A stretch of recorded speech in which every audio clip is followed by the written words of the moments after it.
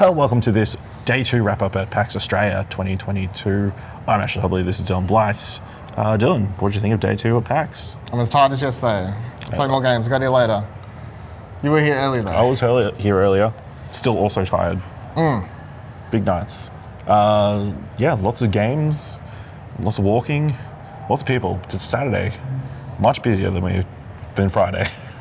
Correct. Lots of crowds. Even the tabletop session, we had a small brief walk through there and a lot of people. Usually deader is weird. No, it's not deader. Yeah, quieter. Well, I think that just speaks to tabletop and D&D and role-playing kind of blowing up since the last PAX. And most of the indies we've spoken to today, developers I mean, they have expressed it being a lot busier than they thought it would be and they had experienced in previous years. Which I do think totally comes down, like it's a sort of a blessing in disguise, plus also they're having to work more, because I guess any other year, like without the big names here, more people are having to play the indie games, which is good, but also means that they're... Or choosing to. Or choosing not to have play. to. Yes. So. But yeah. What struck out to you that you played today? Probably the favourite thing I played today was... What's it called? I keep forgetting. Dead Pets Unleashed. Dead Pets Unleashed, yeah. So that's the only thing I've managed to go back and play through twice. The second time I played it was because I wanted to get a high score and I failed, but that's fine. So it's from Triple Topping, who were the developers of Welcome to Elk, which was a game I really, really liked. You can read my review on explosionnetwork.com, gave it 9.5.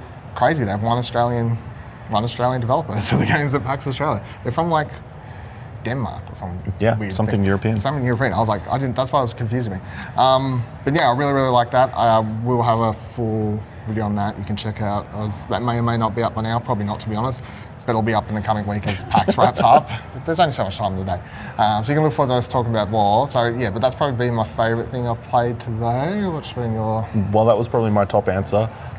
Second would probably be Under the Tavern, which is a co-op dungeon crawler that you go underneath the tavern fighting different enemies in dungeon crawling ways. You each have your own special abilities. It's all very beer and tavern themed. At the end of this demo or level, you fight a giant drunk knight he's got the beer bottle, keg, the keg drink thing, keg hat, right. But in the knight style. Right. And you fight him in a massive game of beer pong. Quite cool. It is hardcore. That was a lot of fun. A lot of fun with a lot of. You can have your whole crew roll out underneath the tavern. Any other games you want to mention? So some ones were shout out that we're not going to do full videos for the sake of not doing full videos for everything. But so we played Rooftop Renegade. It's like a 4-player co-op. So it's 4-player competitive game. Yes. I don't mind the idea. My one thing is that playing it locally is just very hectic.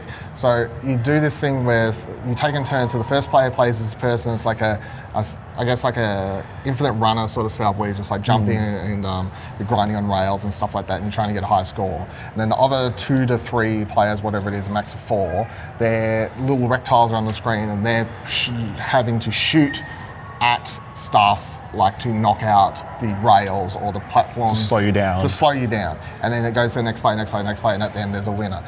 I like the idea. I think it could be a fun party game. My only problem was, playing it locally, it's just so much happening on the screen. There's reptiles everywhere, bullets, stuff. So I'm thinking if you could play it online and you didn't have to see everyone's stuff, would that help? Or I don't know. I don't really know the answer to my criticism, but that's my one main criticism for that one.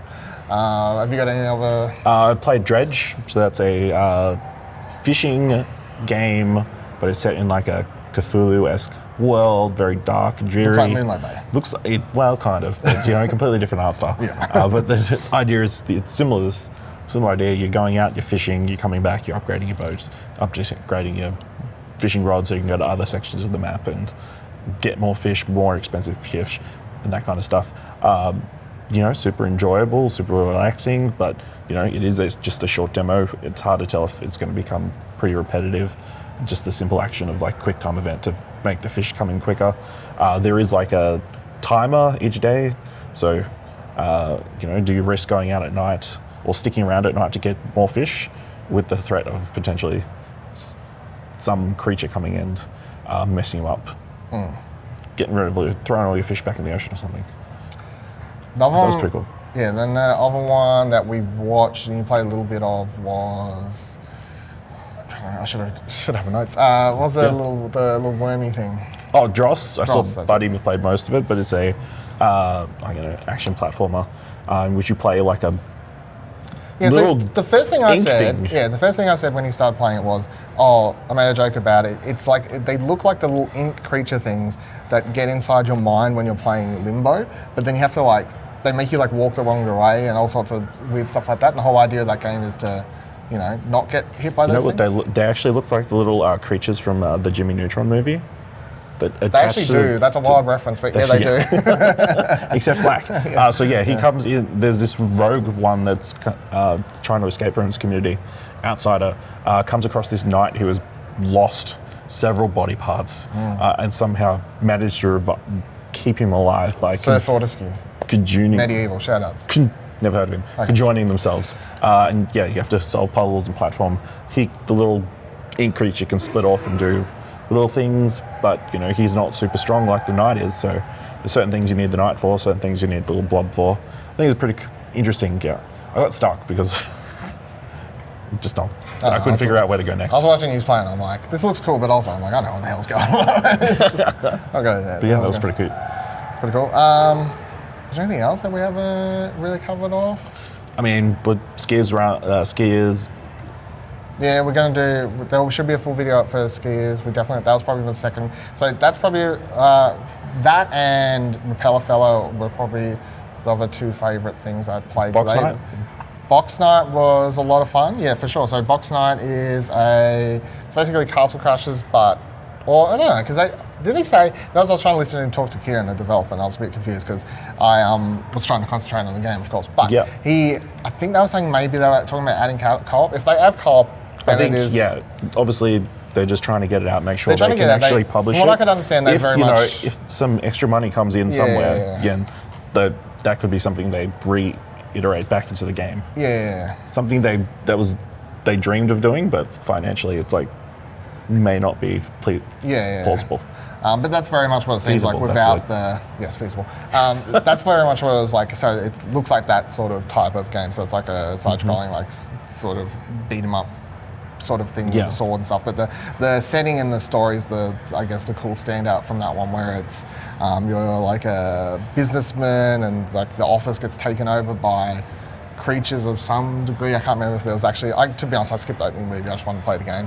I'm here to play the game, people. I don't need to figure out the story later. But the whole setup seemed pretty cool, where you got these monsters you're trying to set. So basically trying to be the workplace hero and climb the tower to defeat the evil CEO and save the day and return peace to everywhere. After we finished playing, he explained how there's, in the real, the proper game full release, as you level up, you will then be able to return to a hub area where you can then upgrade certain skills and abilities and stuff. So that's something that wasn't happening here. I was seeing my character level up, but I wasn't you weren't able to do anything. I wasn't doing anything. So then when I reached the boss, he did say, "This is going to be very hard.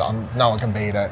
I got it at half HP, so I'll take it as a win. But he was saying the thing that I said, because he was like, "Oh, I should tone the difficulty down," but I was like, no, not really, because I feel like it's that type of game, like a Souls game or whatever, where the whole idea is obviously that the boss is hard, but then you die, you go back to the hub world, and then you... Or any roguelite. Any roguelite, yes, Hades 100%. Or anything, any Hades, Rogue Legacy, all that sort of stuff. You always die to the bosses, you come back, you upgrade your abilities, and then you go back and you smash the level and you do it, and then there'll be that crazy person that streams it like Hades and beats entire Hades on one run somehow, when it took us... 200 something deaths or whatever, something like that. But that was pretty cool. So, I don't think there's anything else. We're not quite done for the day yet. Yesterday when we recorded our wrap-up video, we were sort of heading. Today we're going to actually go attend the press start panel after this, their little competition thing. So hopefully that's a bit of fun. No pressure. No pressure.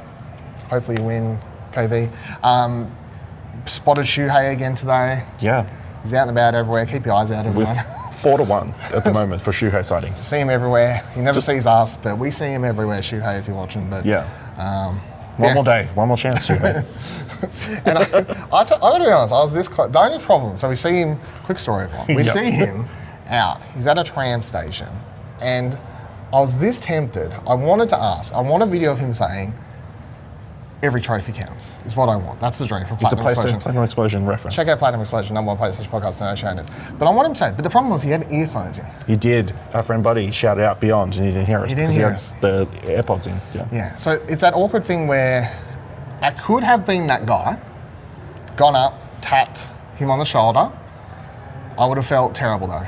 Yeah, in the middle of the street. In the middle of the street, there's people around, he's about to cross the light, he's trying to go somewhere.